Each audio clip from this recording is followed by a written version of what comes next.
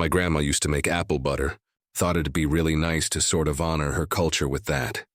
I've never made this before. I used to work at Paper Source. This is a by heart recipe forever. Come on, that's very clever. I've never heard of that. We always have room for the love of lavish, oh gosh. Back to teaching. Episode 4 of With Love, Meghan was supposed to showcase her culinary skills alongside renowned chef Samin Nosrat. But what we witnessed instead were 8 cringe-worthy moments that exposed every gap in her cooking knowledge. When you put an amateur next to a true professional, the contrast becomes impossible to hide. From failed cultural appropriation attempts to visible panic while making basic recipes, Meghan's culinary incompetence was on full display throughout this collaboration. Every interaction with Son highlighted just how far her actual skills lag behind her confident presentation on camera. What made these moments particularly uncomfortable was watching someone try to keep up with a James Beard award-winning chef while clearly struggling with fundamental cooking concepts. The secondhand embarrassment was real as Meghan fumbled through techniques that should be second nature to anyone hosting a cooking show. The 8th moment, when she completely botched a traditional Persian recipe while trying to honor Simon's heritage, was so painful it made viewers question whether she should be teaching cooking at all. But that disaster was just the culmination of an episode filled with culinary mishaps and obvious knowledge gaps. Having analyzed all her episodes, I can tell you that episode 4 represents the clearest example of what happens when Meghan's performative expertise meets actual culinary authority. Their insults weren't just awkward, they were genuinely concerning for someone positioning herself as a lifestyle teacher. Let's break down exactly how each embarrassing moment revealed the massive disconnect between her confident presentation and her actual cooking abilities. The first embarrassing moment came right at the episode's opening when Meghan tried to establish culinary credibility by claiming her apple butter recipe came from her grandmother. What followed was a painful display of someone clearly making up family history to sound more authentic in front of a professional chef who actually comes from generations of serious home cooks. The fabrication became obvious immediately when she couldn't provide any actual details about this supposed family tradition, instead offering vague statements about bringing back small rituals without any specifics about her grandmother's techniques or memories. My grandma used to make apple butter, so for me, once we had this plethora of apples, it was, can you bring back some of those small rituals?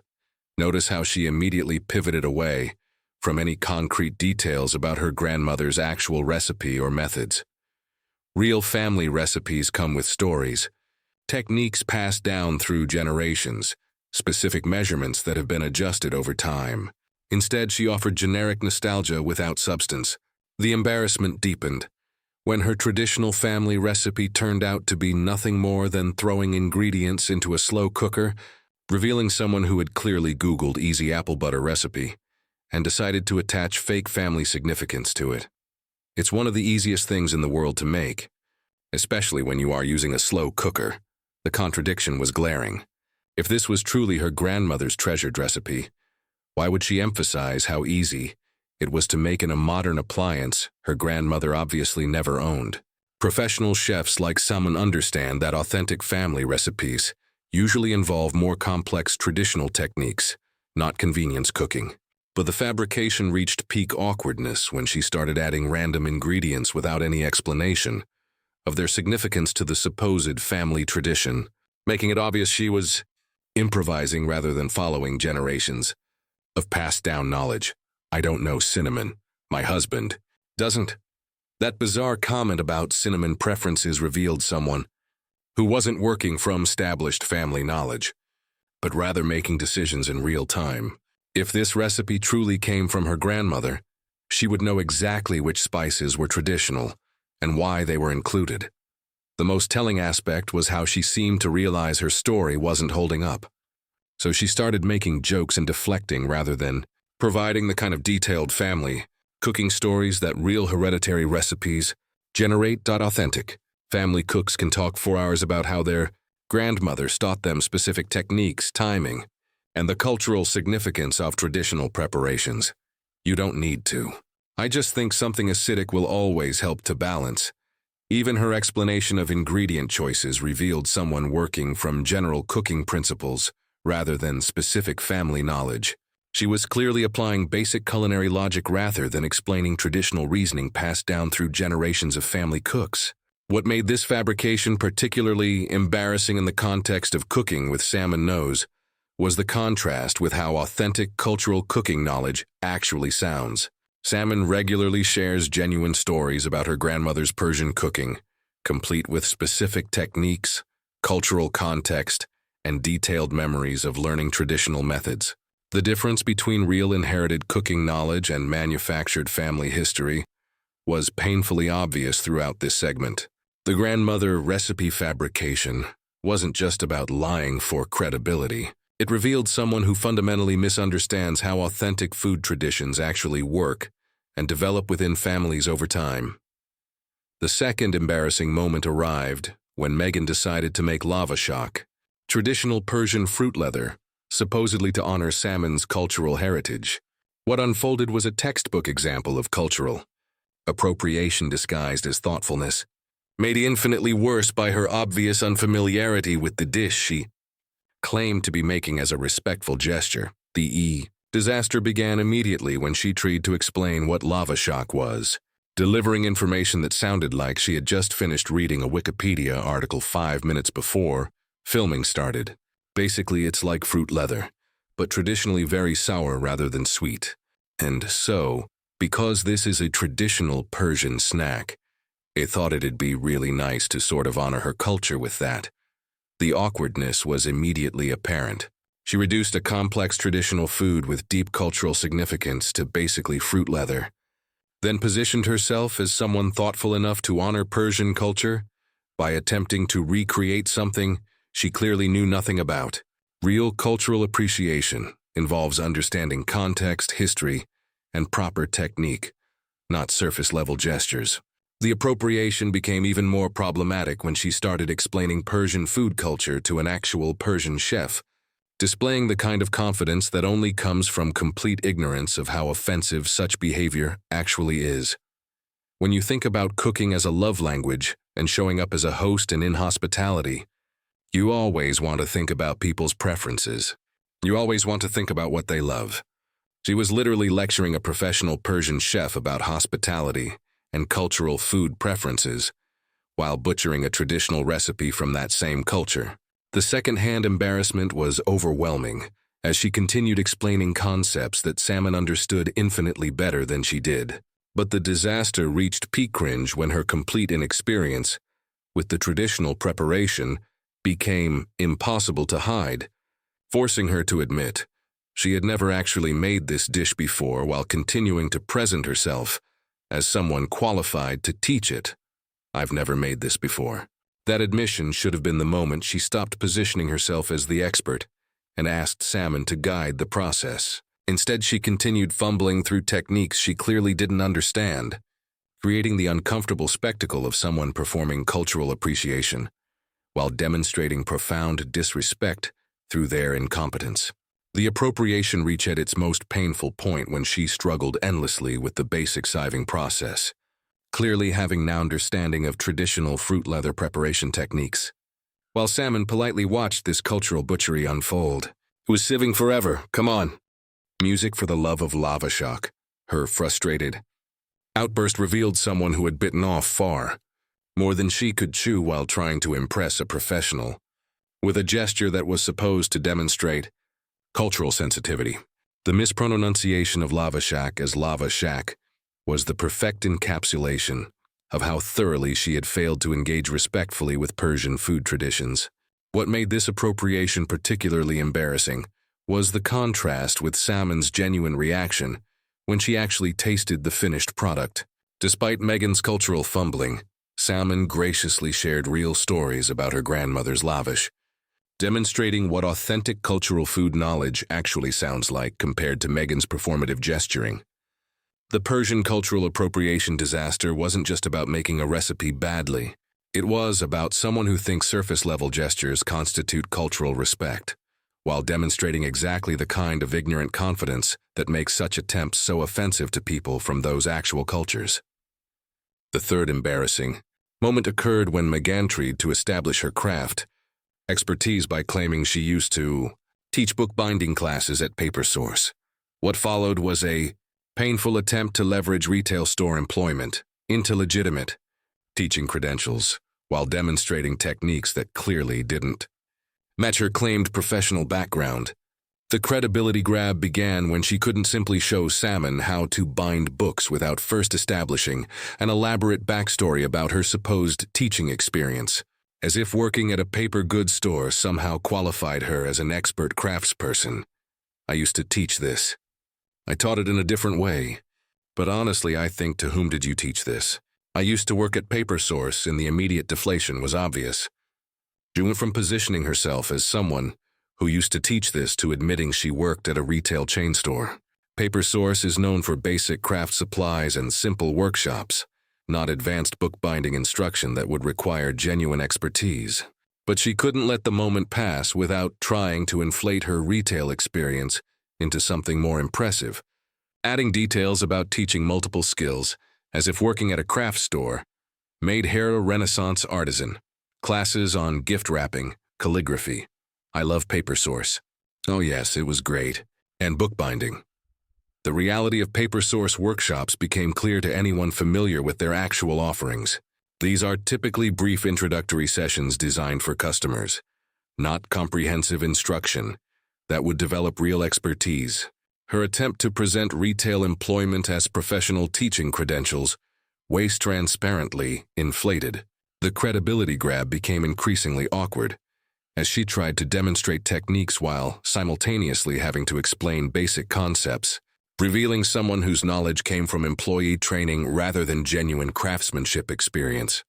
Oh gosh. Back to teaching. So, shall I walk you through the process? All this stuff. Her nervous commentary about being back to teaching highlighted how uncomfortable she was trying to maintain the expert facade. Real teachers don't need to announce they're returning to their teaching role, because their knowledge and instructional ability speak for themselves.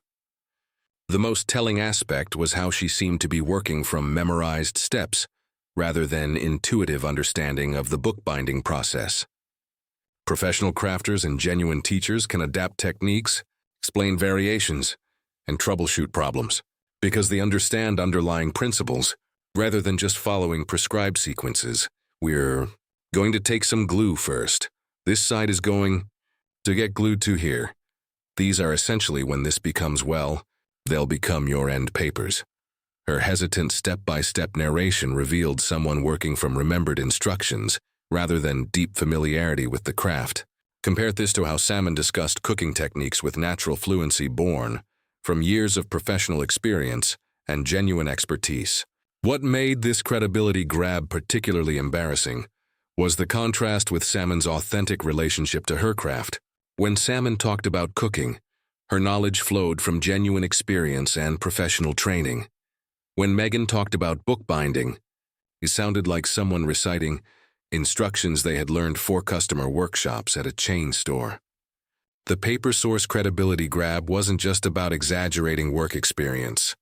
It revealed someone who fundamentally misunderstands the difference between basic retail instruction and actual expertise. The gap between her claimed teaching background and her demonstrated knowledge was impossible to ignore throughout this segment. The fourth embarrassing moment arrived when Meghan attempted to demonstrate her supposedly signature roast chicken recipe to a James Beard award-winning chef. What unfolded was a masterclass in overconfidence meeting reality as she tried to present basic techniques as if they were advanced culinary knowledge while making fundamental errors that any professional would immediately notice. The catastrophe began when she couldn't simply prepare chicken without creating an elaborate personal mythology around her relationship with this supposedly perfected dish. This is a by-heart recipe. It's a classic and it's nourishing, and I have done it so many times that now I can do it with my eyes closed. Her grandiose claims about mastering this recipe were immediately undercut by her admission that she had actually served terrible chicken to her future husband, revealing someone whose confidence far exceeded her actual competence. Professional chefs don't brag about recipes they've ruined in the past. But the overconfidence became truly embarrassing when she started explaining basic cooking principles to Samin as if she was sharing advanced culinary secrets, rather than information any cooking show viewer already knows. You want to put fat on this. Once it hits the heat, especially with some lemon and the acid from that, it's how you're going to get that really crisp, golden skin. She was literally explaining fundamental roasting techniques to someone who has professionally trained countless home cooks and written extensively about proper cooking methods. The secondhand embarrassment was overwhelming as she continued delivering cooking 101 information with the confidence of someone unveiling revolutionary techniques.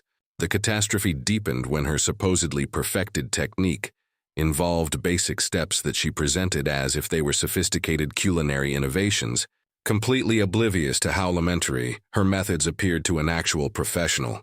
Really lifting the skin from the bird. That's how you're going to get it extra crispy. If it's just stuck to the bird, all the moisture is going to be against the skin. Her explanation of lifting chicken skin revealed someone who thought she was demonstrating advanced technique when she was actually performing the most basic step in proper roasting. Any professional chef would recognize this as elementary preparation, not the sophisticated method she was presenting. But the overconfidence reached peak embarrassment when she started giving detailed instructions about oven positioning and timing as if she was sharing professional secrets while Samin politely watched this display of misplaced authority. When I put the bird in the oven, I always put the legs in first towards the back of the oven. The back of the oven is more heat. Her confident declaration about oven hotspots was the kind of basic home cooking knowledge that professionals take for granted. Yet she presented it as if she was sharing insider techniques developed through years of expertise. The contrast with Samin's actual professional knowledge was painfully obvious. What made this overconfidence particularly cringe-worthy was how she seemed completely unaware that she was demonstrating elementary techniques to someone whose culinary knowledge far exceeded anything she could offer. Professional chefs like Samin understand chicken roasting at a level that encompasses food science, technique refinement, and cultural variations that Meghan clearly never considered. The roast chicken overconfidence catastrophe wasn't just about basic cooking techniques. It revealed someone whose self-assessment of their abilities was so divorced from reality that they felt qualified to instruct a professional chef in fundamental cooking methods. The fifth embarrassing moment unfolded when Meghan tried to create an authentic garden-to-table cooking experience, turning a simple ingredient gathering session into an overwrought performance that highlighted her disconnect from genuine farm-to-table cooking practices. Her theatrical approach to basic harvesting revealed someone performing sustainability rather than practicing it. The fiasco began when she couldn't simply collect vegetables without creating elaborate commentary about seasonal cooking and ingredient relationships, as if picking lettuce from her backyard required sophisticated agricultural knowledge. It does feel like such a nice treat to be able to go outside and sort of create the menu based on what I have and what we have. Her breathless excitement about basic menu planning based on available ingredients revealed someone who thought this approach was innovative, rather than how people have cooked for centuries. Professional chefs like Samin build entire careers around seasonal cooking without needing to announce how special it is every time they select ingredients. The performance became increasingly awkward as she started explaining basic companion planting concepts, as if she was sharing advanced horticultural wisdom, completely unaware that she was describing elementary gardening principles. So you have these marigolds we planted next to the lettuces to help keep the bugs away. Her explanation of marigolds as pest deterrents was presented like groundbreaking garden knowledge, when it's one of the first things any beginning gardener learns. The gap between her excitement about basic concepts and Samin's polite acknowledgement highlighted how elementary her understanding actually was. But the fiasco reached peak awkwardness when she started making grandiose statements about nature's wisdom, while discussing completely common plant relationships, revealing someone who had recently discovered basic ecological principles and thought they were profound insights. Of course, like nature said, oh, there's danger, but there's protection. There's healing. They're all close to each other. Her philosophical interpretation of plant relationships sounded like someone who had just discovered permaculture concepts and was trying to impress. Professional with newly acquired hippie wisdom. Real agricultural knowledge doesn't require constant amazement. Basic ecological relationships.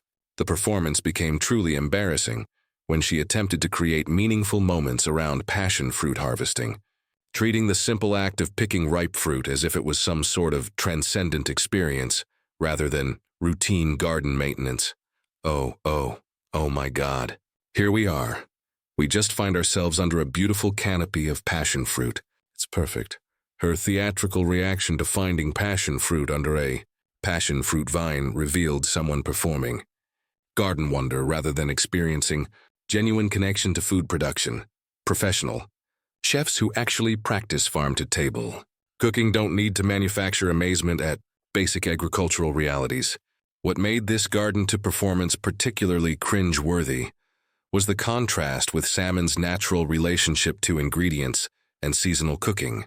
When Samin discussed food sourcing, her knowledge came from years of professional experience working with farmers and understanding true seasonality. When Meghan talked about her garden, it sounded like someone performing sustainability for cameras rather than living it authentically. The garden-to-table performance fiasco wasn't just about overacting enthusiasm for homegrown ingredients. It revealed someone whose understanding of sustainable cooking was so superficial that she felt the need to constantly announce and explain principles that should be natural parts of any serious cook's practice. The sixth embarrassing moment occurred when Meghan attempted to match Samin's expertise in intuitive cooking, claiming to embrace spontaneous, ingredient-based meal planning while clearly following predetermined recipes and struggling with basic improvisational cooking concepts. Her pretense of culinary intuition collapsed under the pressure of cooking alongside someone with genuine professional instincts. The breakdown began when she tried to position herself as someone who naturally cooks intuitively, using language that mimicked Samin's approach while demonstrating none of the actual skills that make intuitive cooking possible. She means all about intuitive cooking, and so I thought we'd dive into that idea together, making use of the ingredients that we already have. Her attempt to co-opt Samin's cooking philosophy revealed someone who thought intuitive cooking meant using whatever ingredients were available rather than understanding the deep culinary knowledge required to successfully improvise dishes. Real intuitive cooking requires mastery of fundamental techniques, flavor profiles, and ingredient relationships that clearly weren't part of her skill set. The pretense became increasingly obvious as she struggled to adapt when Samin suggested modifications to their planned salad, revealing someone whose flexibility was limited to following existing recipes rather than truly understanding how ingredients work together. Well, that's the thing, is to just be real about it and let's work with what we have, as opposed to trying to go, here's a recipe, I have to go to this store or order all these things. Her philosophical statements about working with available ingredients sounded borrowed from food television, rather than emerging from genuine cooking experience.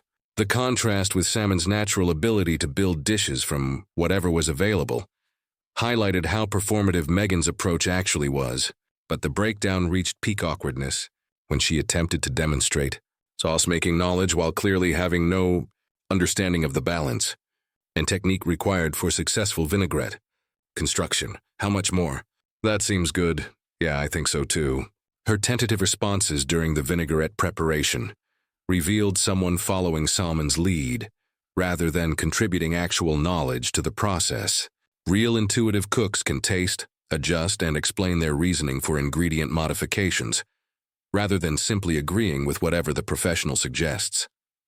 The pretense completely collapsed when she tried to engage in professional-level discussion about salad construction, while clearly lacking the foundational knowledge that makes such conversations meaningful between experienced cooks. Absorb dressing differently. Like the right amount of dressing for the chicken might not be the same as the right amount of dressing for the lettuce. I kind of like building it in layers. Her amazement at basic culinary principles that Samin explained revealed someone encountering these concepts for the first time, rather than someone with intuitive cooking experience. Professional cooks understand ingredient absorption rates, and layered seasoning as fundamental techniques, not revolutionary insights. What made this pretense particularly embarrassing was how it highlighted the vast difference between performed cooking knowledge and genuine culinary intuition. Samin's natural ability to taste, adjust, and explain her reasoning came from years of professional training and experience. Meghan's attempts to mirror this expertise only emphasized how much she was operating outside her actual skill level. The intuitive cooking pretense breakdown wasn't just about lacking improvisational skills. It revealed someone who thought cooking expertise could be performed through language and attitude, rather than developed through genuine understanding of ingredients, techniques, and flavor relationships. The seventh embarrassing moment unfolded when Meghan's visible nervousness around Samin's professional expertise created a cascade of overcompensation attempts that only highlighted her insecurity about her own culinary knowledge. Her inability to relax and cook naturally in the presence of a real chef transformed what should have been collaborative cooking into an uncomfortable display of professional inadequacy. The meltdown began subtly with her constant need to justify every cooking decision she made as if she was being evaluated rather than simply sharing a meal preparation with a gracious guest. Cook a lot because my kids are young, but I want them to explore flavors in a different way. But at the same time, I think the trickiest piece is trying to appease lots of different palates. Yes, her defensive explanation about cooking for children revealed someone who felt compelled to provide context for her cooking choices rather than simply demonstrating her techniques. Professional cooks don't need to explain why they cook frequently or justify their approach to family meals because their skills speak for themselves. The intimidation became increasingly obvious as she started asking Samin basic questions about techniques while simultaneously trying to appear knowledgeable, creating awkward exchanges where her insecurity was impossible to hide. Do people ever say, "Oh man, this crouton's soggy, but this one's that," and you go, no, that's by design. Her nervous questioning about bread salad textures revealed someone seeking validation for concepts she clearly didn't fully understand. Instead of confidently participating in the cooking process, she was constantly checking whether her limited knowledge aligned with professional standards. But the meltdown reached its most uncomfortable point when she started making self-deprecating comments about her own abilities while simultaneously trying to maintain authority as the show's host. "I don't know. Order takeout?" Her joke about ordering takeout for people who don't want to handle raw meat revealed someone whose confidence was so shaken by cooking alongside a professional that she was undermining her own credibility as a cooking show host. The comment highlighted her awareness that her techniques might not meet professional standards. The intimidation culminated in her visible relief when Samin took the lead on salad construction, allowing her to step back into a supporting role that felt more comfortable than trying to maintain her expert facade. That's very clever. I've never heard of that. Very smart. Her amazement at basic professional techniques that Samin demonstrate revealed someone encountering advanced cooking concepts for the first time, rather than someone with comparable expertise. The genuine surprise in her voice highlighted how much professional knowledge she lacked.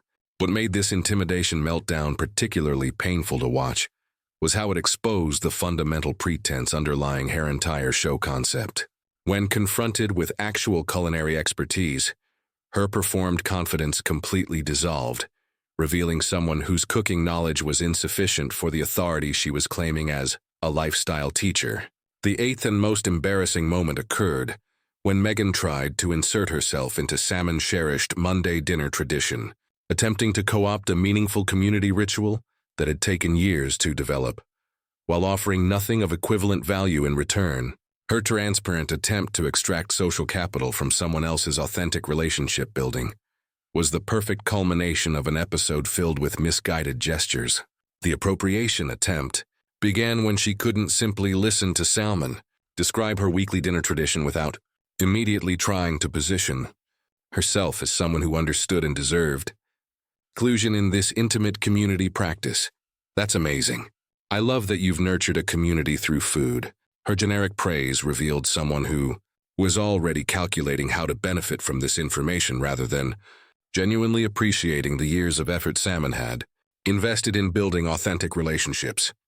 Through consistent commitment and shared experiences, the attempt became increasingly awkward as she started asking probing questions about the dinner structure and participants, clearly fishing for an invitation, rather than simply showing respectful interest in Samin's community-building efforts. Is it always the same people every week? So I have a weekly dinner that I make with my friends. It's called Monday dinner.